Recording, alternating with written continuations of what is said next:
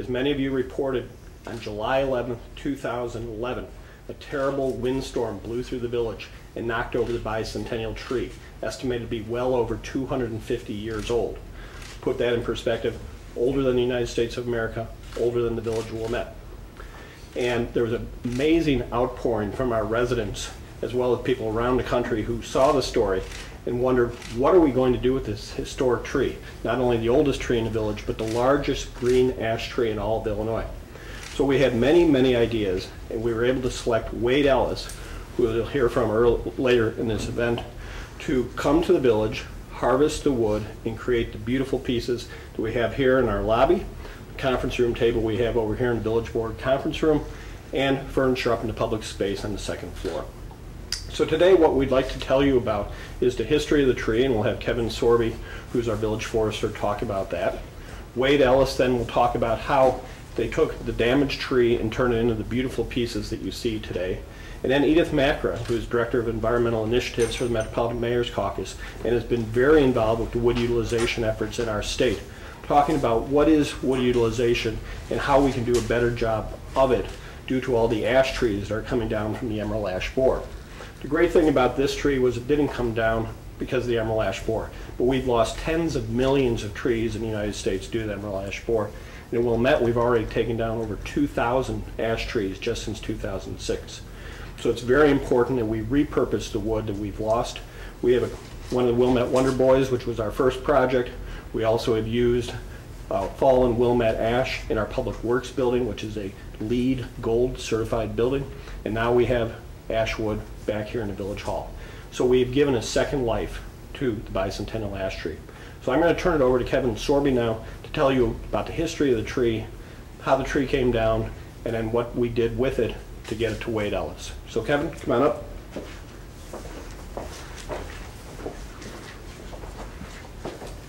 Thanks, Chris.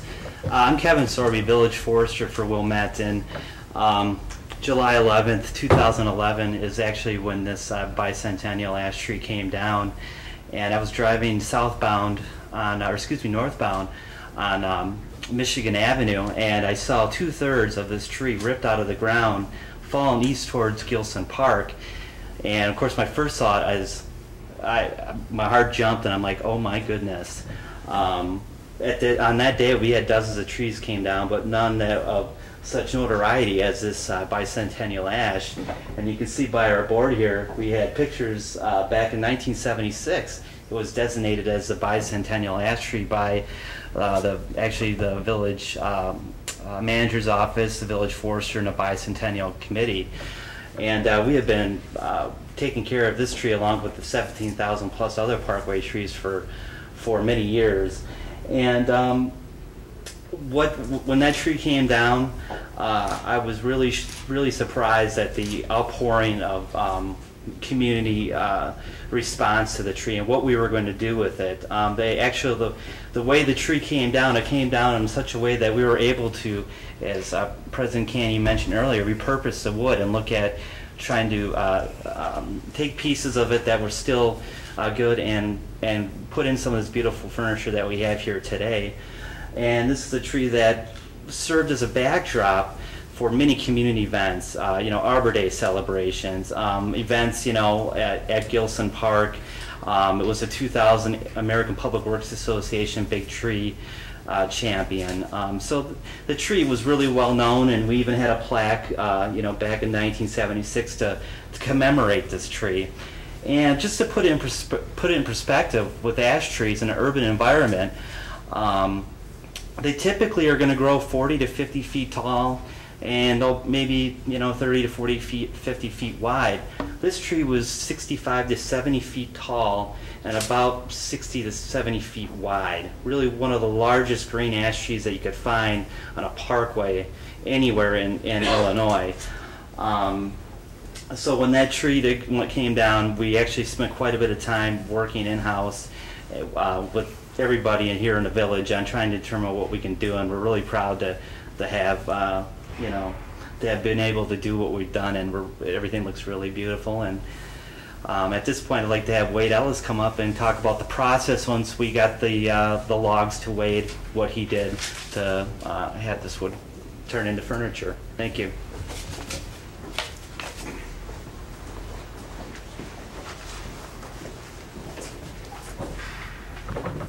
My name's Wade Ellis, Ellis Custom Sawing and Woodworking. I've been working with, I started out with EDITH MAKRA a few years back, working with the wood utilization team.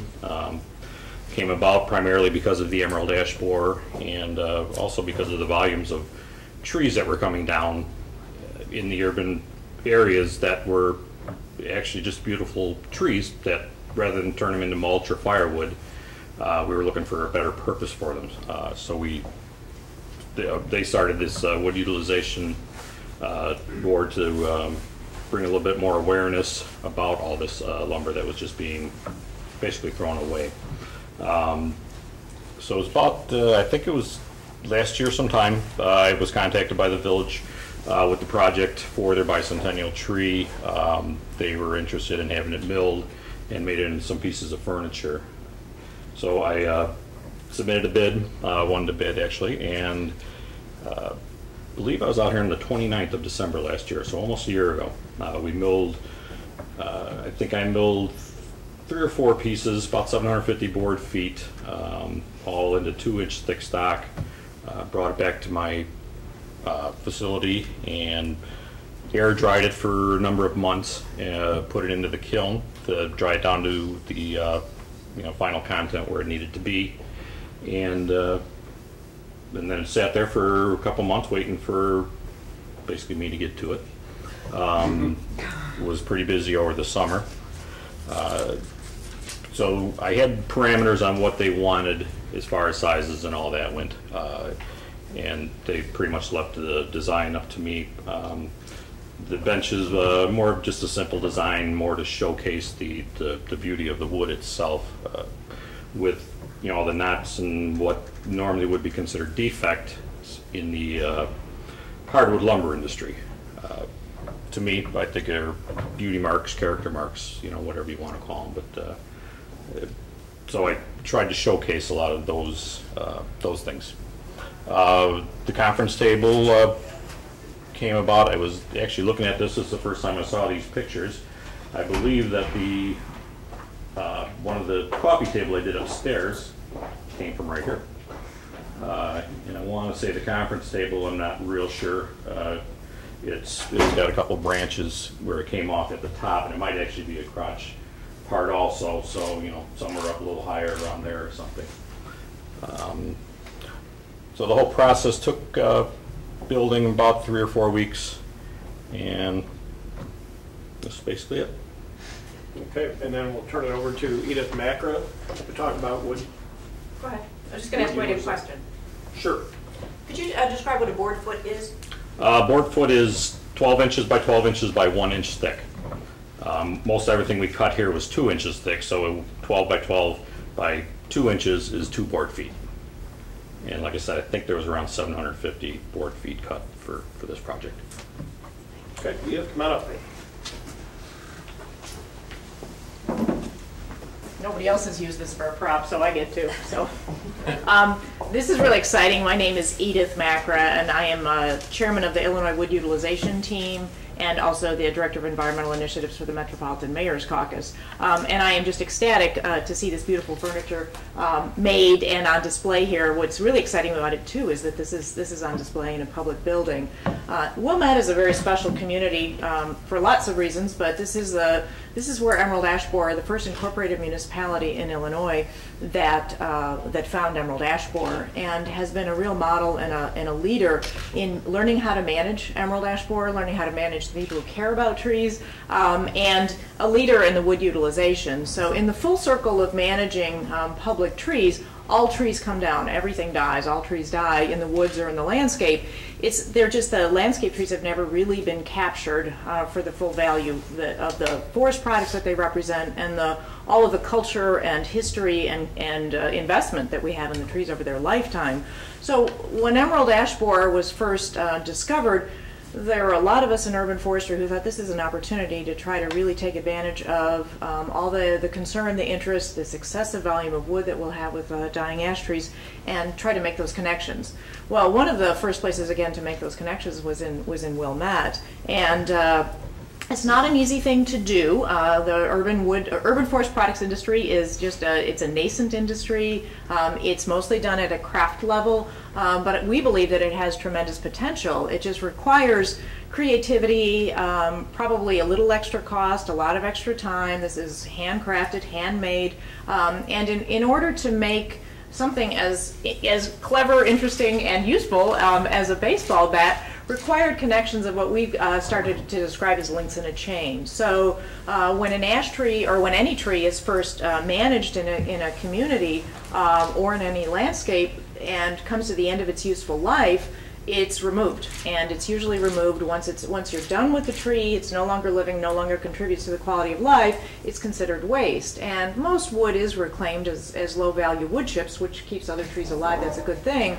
But to change these, to harvest logs requires a change in process, a change in thinking, a little extra effort. So the forester has to make some decisions right away, what might be salvageable, and fell a tree in a way that can actually harvest the log. So the first link in the chain then is teaching arborists and helping arborists capture the log value out of trees.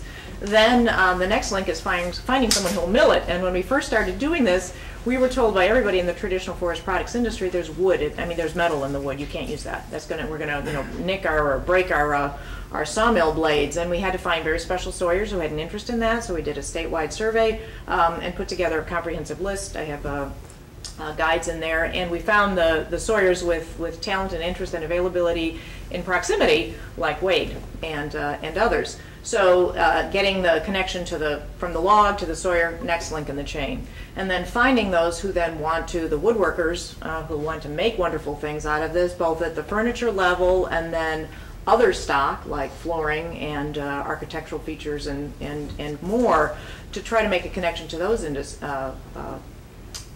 that part of the chain is the next step. And likewise with people who might specify wood in buildings when they're being built, particularly an opportunity with the green building movement. And then finally finding a consumer or an end use for this material. So that's the full chain, and that requires creativity. Well, President Canning was the one who put together that chain in the first place in a very highly visible way. This I like to call it the baseball bat that was cracked, that was heard around the world, because this really helped launch the wood utilization. And President Canning found with Kevin and the forestry crew, harvested the trees in his backyard, found a sawyer, found a baseball bat manufacturer, got them processed and milled, and then gave them to the Little League baseball team. So I still like to talk about this story because that really put it together at the very beginning of the movement. So what's really wonderful and special about this tree is not only the history of emerald ash borer in Wilmette, but the connection to this magnificent tree still in Wilmette, where emerald ash borer began, and then once, unfortunately, that came down, to be able to have such really stunning furniture that embodies so much history of the region, to have it in beautiful furniture that's on public display. I'm just really excited about that. So congratulations to President Canning, Kevin, John, all of them, Wade, and all the folks in the link in the chain, and especially people of Wilmette are supporting this kind of initiative. So I'm really just tickled to be here, and congratulations. Thank you, Edith. For all of our folks who are going to watch this on Channel 6, I just want them to all know that we brought part of Wilmette back to the Village Hall. Even though the tree went down and it no longer had a useful life as a tree, it now comes back to our village as furniture. And we'll continue with our wood utilization efforts.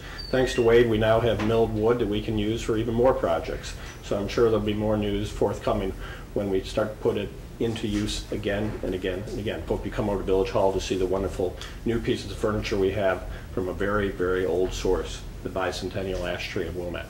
Thank you very much.